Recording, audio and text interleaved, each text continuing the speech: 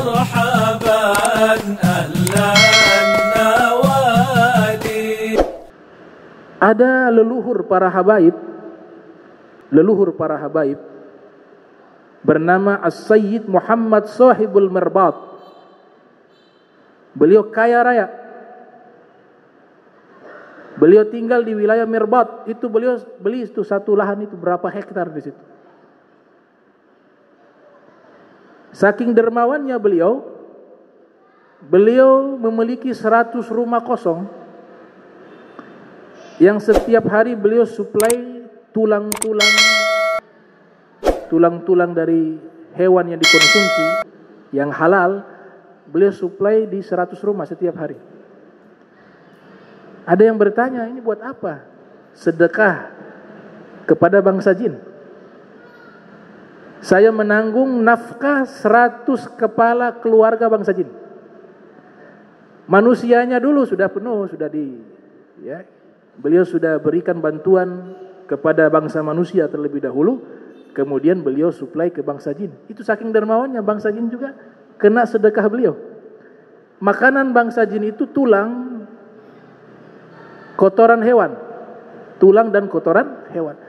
Tapi bukan berarti mereka makan tulang atau kotoran hewan, itu berubah. Kotoran hewan itu nanti berubah jadi daging, tulangnya itu berubah jadi daging.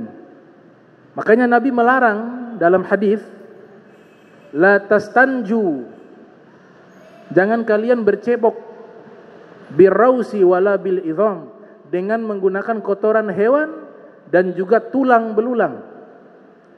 Fa innahu, karena sesungguhnya dia zadu ikhwanikum minal jin, adalah bekal makanan saudara kalian dari bangsa jin, kata Nabi. Makanya Imam Nawawi yang lahir 631 Hijriah punya kitab Minhaj yang membahas syarah Sahih Muslim. Kalau Minhaj beliau ada fikih, ada yang hadis. Beliau mengatakan tulang belulang, kalau kita ingin mendapatkan atau memberikan sedekah kepada saudara kita dari bangsa jin yang muslim, itu tulang itu kita baca Bismillahirrahmanirrahim. Kemudian kita niatkan untuk diberikan kepada saudara kita muslim dari bangsa jin. Bacaan Bismillahirrahmanirrahim fungsinya itu menjaga itu makanan tidak diambil oleh jin kafir. Dan ketika jin muslim yang dapat tulang tersebut, tulang itu ketika dikonsumsi dia berubah menjadi daging. Dan kita mendapatkan pahala sedekah. Itu kata Imam Nawawi. Makanya ulama fikih membahas tentang masalah fikih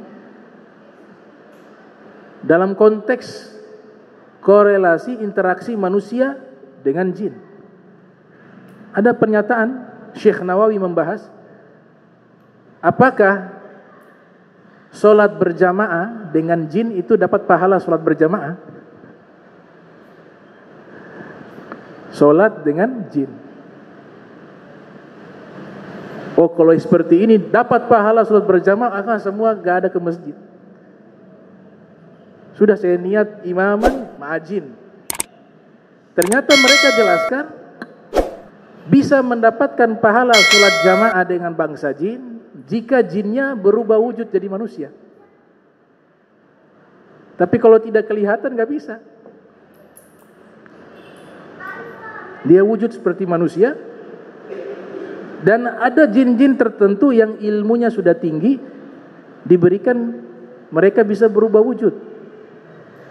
Kalau yang berubah hewan itu jin kelas bawah, dia ilmunya masih di bawah. Ada ilmu juga mereka kelas tinggi. Kalau sudah bisa berubah wujud jadi manusia, itu jin yang kelas tinggi. Kalau malaikat semuanya bisa berubah wujud menjadi manusia. Tapi kalau jin tidak semuanya bisa. Jin-jin tertentu yang bisa berubah wujud. Kebanyakan jin-jin itu berubah wujud jadi hewan. Ular paling terbanyak. Monyet. Hewan-hewan buas. Itu banyak dia berubah. Tapi kalau berubah jadi manusia, tidak semua bangsa jin mampu melakukan itu.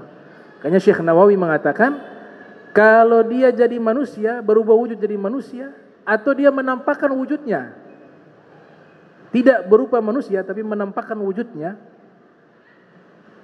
maka dia solatnya bersama jin ini dapat pahala solat jamaah. Sampai kayak begitu ulama fikih bahas. Syekh Nawawi Al-Bantini.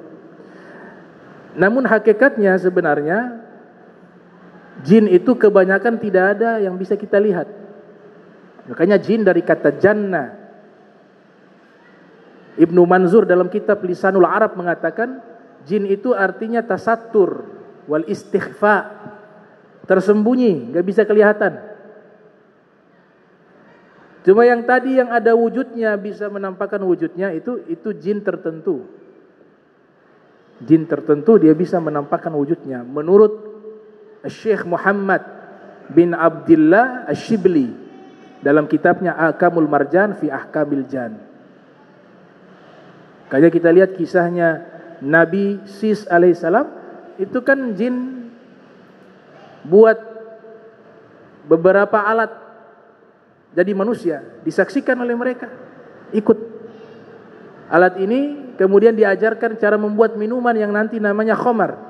Itu dia ajarkan oleh jin yang menyerupai manusia.